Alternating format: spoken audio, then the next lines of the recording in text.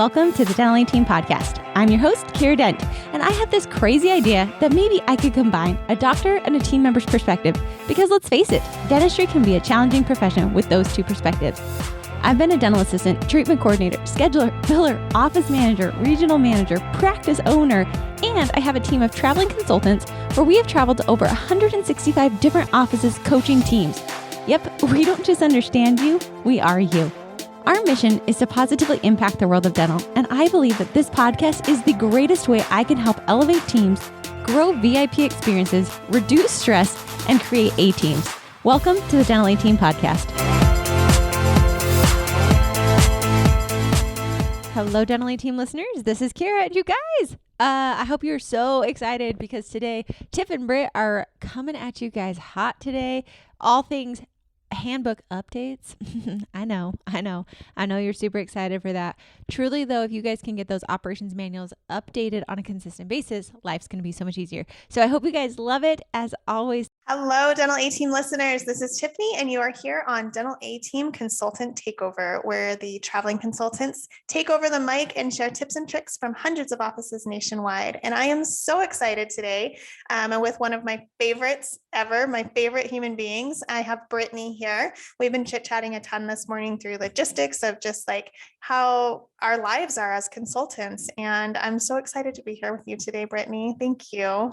Hey, I'm excited to be here with you. We've both been on the road this week and in offices, so it's nice to be home and chatting with you. Yeah, I agree. And the funny part is we were on the road, but still not that far away from each other. It's true. Northeast. Yeah. We live super close together, and we probably had a better chance of seeing each other in the airports back east than we see each other in person live, living 20 minutes apart. It's true, guys. It's true. That's the life, right? I mean, it's fine. It's fine. So we both made it home safely. I'm so glad you didn't get stuck in a storm. Those storms were a little bit crazy this week, and we're here. We're ready for spring to really come for our East Coasters. Yeah, I told you this morning, if I see any more snow, I might cry. This Arizona girl is just done with the winter, done with it. Bring on the sunshine and the heat. Exactly. We had our first barbecue festival last weekend here, and I was like on cloud 9 from so much sun. And then I popped over to Philadelphia and I was like 40 degrees. And I beat you in Rochester at 15 degrees.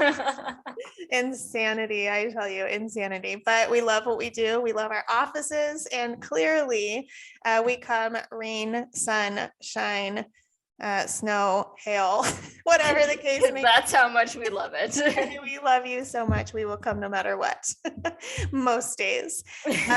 So I thought today, the girls had our HQ team had a really great idea on some content. And so I thought we'd talk about it today, really looking at handbooks. I think that Q1, we really like to see those updated. Rolling into Q2, if it hasn't happened yet, I think this is a good time for us to start talking about what to do with those handbooks every year. And Brittany, you are very, very good at logistics. As like you're our CE queen for that reason. And so I thought it might be fun for us to kind of go through and have you tell us a little bit about what needs to happen logistically for handbooks. And I think you mentioned clarifying an operations manual versus a handbook, because I think in a lot of practices, they're one and the same or thought of as one and the same. So I want to hear from you, Brittany. What is your biggest difference between an operations manual and a handbook?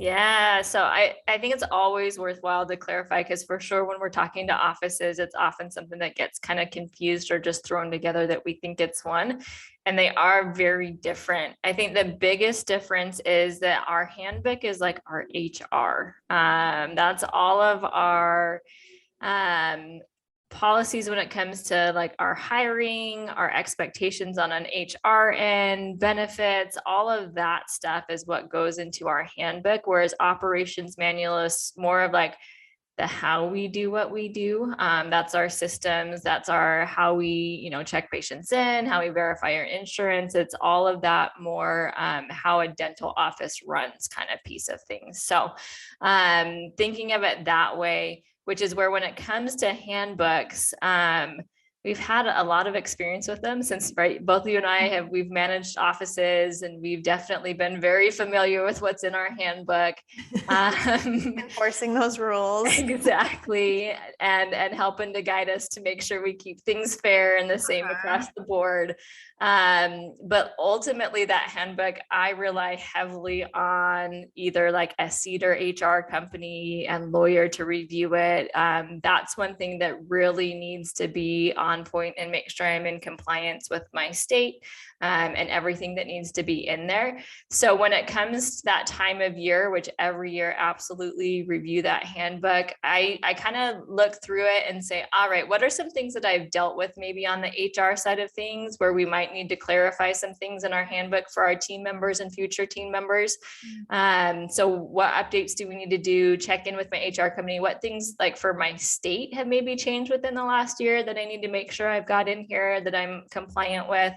And then just anything else that we want to like add in and level up when it comes to our handbook, and rely heavily on some outside resources to help me with that. So that's kind of been my experience with it. What about you, Tiff? Are you guys sick of trying to figure it out on your own? I know I am. When I'm trying to run a business, sometimes I just think like there's got to be a better way to do this. And so for me, my answer has been to find someone who's done it and does it really, really, really well. Like I'm talking the best of the best of the best. I want someone who's been in my shoes, somebody who understands what I'm going through.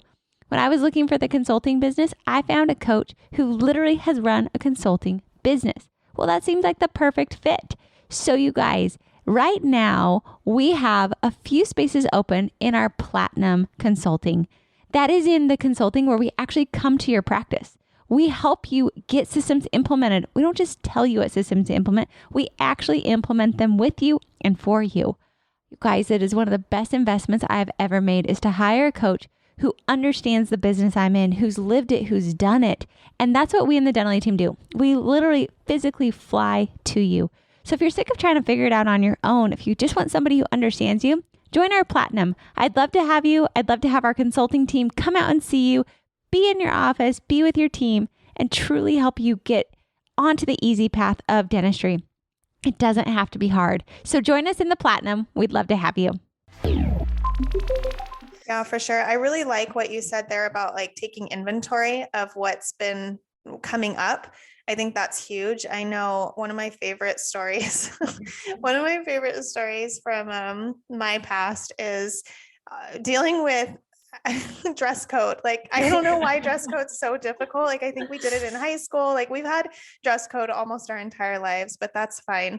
And I had a team member, like our colors were black or white, and then we could do accent tank tops under a black or white shirt or sweater. And I had a team member who kept wearing this purple sweater, and it was a dark purple to where I was like, does she think it's black? Like, is it, I don't know how to have this conversation because it just seems simple to me. And she was angry, fighting back and forth with me about this purple sweater. And so like something I will never forget, the purple sweater incident of whatever year that was.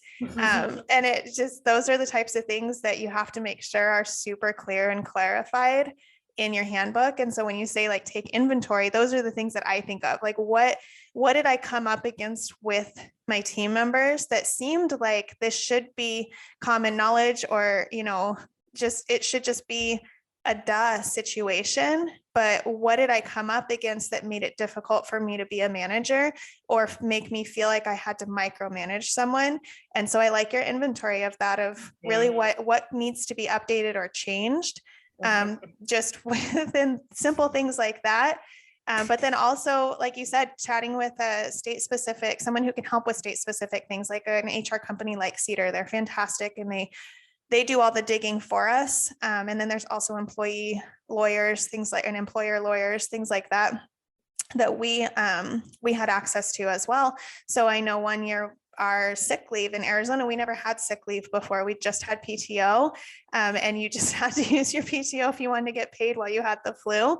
And so finally, one year, Arizona decided, hey, let's start giving some sick leave. That was a major adjustment, super confusing. They could not have made it more difficult in their verbiage. So like, as they usually do. As they usually do. So me as an office manager, just trying to figure life out, I was like, I don't understand what this means. I don't understand how it's accrued. So we had to get somebody to help us with it. And I was so thankful to have somebody who knew that information and could make it easy for me to digest, so that I could not only utilize it and enforce it for my team, but put it into words that they understood it too, and they knew how to use it. So it could just come down to simple things like that. And truth be told, the government changes things all the time. Most employee benefits, or I don't even know what word to use there, like non-benefits, right? Or whatever needs to go into a handbook, are very state specific. And you don't just get a flyer in the mail that says, hey, by the way, we've changed this, or we're adding this. Like, you just learn it through the grapevine. Somebody's just like, did you know? You're like, shoot, I didn't know. Like, great. Or an employee is like, I'm supposed to get a break every 15-minute break every 3 hours. And I'm like, what? When did that happen? What are you talking about? So having somebody on your side that gives you those updates, I think, is huge. And I cannot stress the importance enough of hiring a company to help, because it's just not a situation that I think any business owner wants to put themselves into, because as an employer and as a business owner, there's just a lot of risk there. And as an employee, there's a lot of benefit. there's a lot of things, especially all of, you Californians out there. It gets a little crazy in California. And I know while I was figuring out sick leave in Arizona, like, you're all the way in Virginia figuring out your own stuff. So if we were even like office manager buddies, we couldn't have even helped each other, because it was so, that's not true. You would have read the sick leave and been like, let me tell you what this means, Tiff. Here's how I interpret this from reading the pages of information that was sent to me. And you'd be like, oh, really? Jeez. Exactly. And you'd be like, for every 30 minutes they work, they accrue. And I'm like, so how do I write this into my handbook to make sure I've got everything covered? Yes, that would be my phone a friend. But I do agree. I do love that. Like, take inventory. So take inventory. So then once a year, make sure, right? Go through it once a year, just like you do your operations manual. Just make sure at least once a year that everything's in there and still applicable. Like, is your dress code still applicable? Do you still care if tattoos are showing or not? Like, what does your employee pool look like? I know there's a lot of the doctors that I've worked for that are like, absolutely no tattoos showing. In this day and age, I'm like, you're kind of limiting, we're getting smaller and smaller and smaller here. So like, so those not as taboo as it once was. Yeah, it's a super common thing. So just simple things like that, or the piercings, I know used to be something that you had to take your piercings out. Like, is that still something that, and maybe it is, that's totally fantastic, but making sure that it's still in there, it's still stated, like any of those items where it's like, this is how you're presenting yourself for our practice, how you're representing our practice, make sure they're still all applicable. There's nothing in there from like 1985 that doesn't apply anymore. Take that stuff out.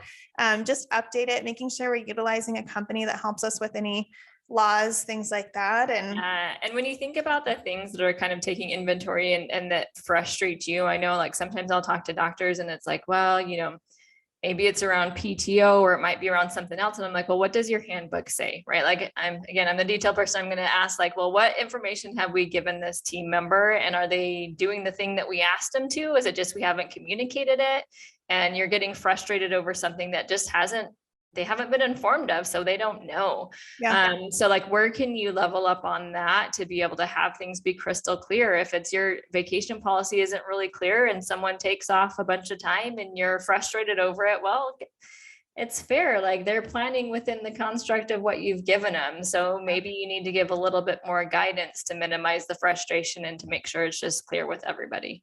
I like that. Good job. Good point. Anything else ruminating in that brain of yours like that? I don't think so. I think those are the big things. Is just I take the handbook and I do love my information, but I love expectations. Like it makes things a lot easier as a team member. And so I do rely on things like the handbook to know like, all right, what's kind of expected of me? Like what's the culture also, like it all kind of adds up together. And so for offices that maybe have, not a whole lot of information out there, but we have a lot of frustrations, it's a really good opportunity to think about, it's my opportunity to communicate with new team members and my existing team members, kind of what we want, and what the expectations are. So it's really good to make sure you're reviewing it and really utilizing it. I agree. And onboarding, right? I think it's great to be able to onboard new team members. That's an awesome opportunity too. If you have a hiring need, like most of us do, and you're onboarding anybody new, that's a great time to review it too, because you're already in there. So sweet. I love it. So Brit, what are your most actionable items for our listeners to take here? Yeah. So I think the big thing is, if you haven't done it yet, now is the time to go through, take inventory. What things do we need to update in our handbook? Make sure you're working with some true professionals in this area, whether it's CEDAR or legal or someone to help make sure you're compliant with your state laws. And then just make sure you've got to update it and that someone else reviews it, a second set of eyes who truly this is their realm, to make sure that everything is stated in the proper way and that we're compliant, reviews it. And then next thing is you roll it out to the team, right? Like every year, give it to them, give them an update, have them sign it that they've received it. So they've got any updates that we've made, they've got a current copy. I think that's just the final step. I love it. Yeah, that's a great idea, having somebody else review it. And as you said that, I thought like maybe even somebody who's not at the practice, maybe it's somebody at home or somebody who's not related to the practice, because then they're going to see the holes and the gaps and be able to ask clarifying questions and see those spaces. I love it. Awesome. Thank you, Brittany. Thanks for being here. Good to be here with you. I know. Good topic, good yearly review things. So get out there and do it. Awesome. Okay. Well, that wraps up the Dental A Team podcast consultant takeover. Thank you, Brittany. It was so much fun. And thanks so much for listening. We'll catch you on the next time at the Dental A Team podcast. And that wraps it up for another episode of the Dental A Team podcast. Thank you so much for listening, and we'll talk to you next time.